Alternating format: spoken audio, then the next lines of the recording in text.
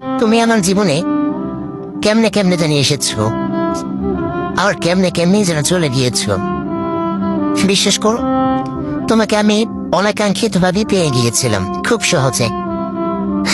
এজন্য আবার তোমাকে খুব সহজেই হারিয়ে ফেলেছি। ওখানে আমাদের একটা কথা বলেছেন, যারা প্রেম ভালোবাসা থেকে সবসময় দূরে থাকে তা একসময় কাউকে না কাউকে খুব বেশি ভালোবেসে ফেলে। কথাটা একেবারে সত্য। তার বাস্তব উদাহরণ আমি নিজেই। আমি সব সময় প্রেম ভালোবাসা থেকে দূরে দূরে থাকতাম, প্রেম ভালোবাসা পরিহার করে চলতাম। তারপর তারপর কেমনে কেমনে যেন আমি তোমাকে ভালোবেসে ফেলেছি। তারপর আস্তে আস্তে তোমার ভালোবাসা একেবারে গভীর ভালোবাসা তুলে গিয়েছি।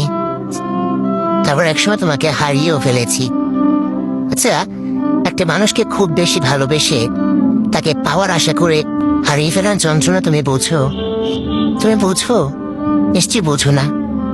তোমার আসলে এরকম সিচুয়েশন কখনো হয়নি, আমারও কখনো হয়নি, কিন্তু তোমাকে আমি পাওয়ার আশা করেছি, তোমাকে ভালোবেসেছি, তোমাকে পাইনি। এজন্য আমার অনেক বেশি কষ্ট হয়। বিশ্বাস করো, আমি প্রেম ভালোবাসা বিশ্বাস করতাম না, পছন্দ করতাম না। তারপর তোমাকে ভালোবাসা শুরু করেছি হুট করে।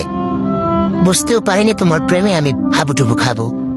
যেভাবে মানুষ চলতি পথে হঠাৎ করে ওষ্টা খেয়ে পড়ে যায়, সেভাবে আমিও তোমার প্রেমে পড়ে গিয়েছিলাম। তারপরে তারপরে যেভাবে কানের দুলের পুঁতি হারিয়ে যায় খুব যত্নে রাখার পরেও, সেভাবে হারিয়ে গিয়েছো তুমি। তোমাকে যত্নে রেখেছিলাম, কিন্তু আটকে রাখতে পারিনি।